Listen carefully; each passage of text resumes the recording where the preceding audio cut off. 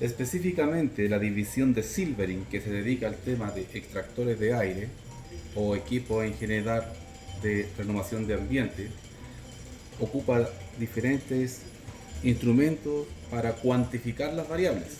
Existen muchos otros, pero hice este video para explicar lo básico, lo mínimo que se requiere. En primer lugar está el sonómetro o decibelímetro. Esto mide justamente los decibeles a una distancia determinada. Mientras yo hablo, dice que son 70 decibeles aproximadamente. Si yo guardo silencio, me va a dar el ruido ambiente. Aproximadamente 55-60 decibeles. Tenemos también lo que es un tacómetro. Este tacómetro es láser. Hay otros que son directos. Tienen aquí una cosa que se pone directo a la polea. Bueno, hace lo mismo, nada más que este es láser.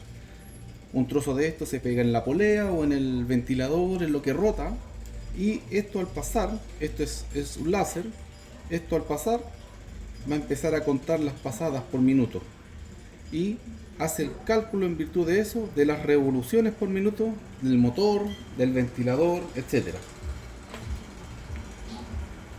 Esto es un anemómetro.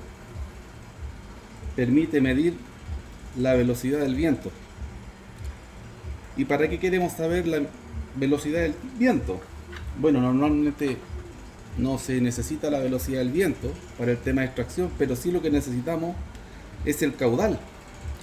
Y una de las variables que se requiere es la velocidad del viento. Por ejemplo, esto se pone en la salida de un extractor de aire y va a medir la velocidad, que podría ser, en este caso, 2,7, ¿verdad? Teniendo la velocidad del viento, se multiplica por el área de salida y obtenemos el caudal, que eso es lo importante. ¿Por qué es importante? Aquí hay otro aparato, es simplemente una wincha de medir, pero también es láser. También tiene un sistema láser que permite medir distancia.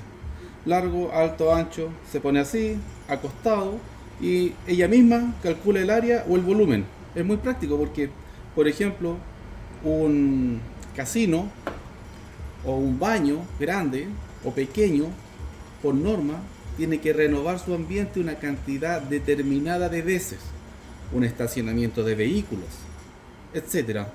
Todos los lugares en donde se requiere renovación de aire, por norma, tiene que renovar ya sea 7, 10, 15, 20 veces en una hora el ambiente. Entonces, si un espacio confinado tiene 10 metros cúbicos y eso se necesita renovar 10 veces, necesitamos entonces un extractor de 100 metros cúbicos para poder lograr ese fin. Eso es como ejemplo. Otro tema que se ocupa bastante, aunque el anemómetro indica además de la velocidad, también la temperatura del viento, es un termómetro. Este termómetro también es digital y también tiene un sistema láser. Mi temperatura de la palma de la mano, grados Celsius. Con eso podemos controlar la temperatura de trabajo de elementos críticos, como por ejemplo el motor, temperatura en la carcasa. Influye mucho si un extractor, y eso significa el motor mismo, está expuesto a la intemperie o está confinado en una sala. Entonces va a influir harto la temperatura, pero nunca la temperatura de un motor va a sobrepasar los 65-70 grados Celsius en condiciones extremas. Si un motor está trabajando sobre eso, ya hay problemas que pueden ser bastante diversos. Lo ideal es que un motor no pase los 50 grados de temperatura. Hay motores que están confinados en sala de máquina que yo he registrado entre 35 y 40 grados de temperatura, y motores expuestos a la intemperie que les da la luz directa del sol, que están trabajando prácticamente a 60-65 grados Celsius. Bueno, básicamente esos son los elementos para el chequeo de extractores de aire. Hay muchos más. Por ejemplo, están los multitesters que permiten medir la corriente de línea, el potencial, ¿no es cierto?, eléctrico o voltaje también en las líneas y otras cosas más. Pero esto es lo básico. Nos permite controlar los decibeles, que no tienen que pasar nunca los 80 si existe personas alrededor. Eso es lo máximo.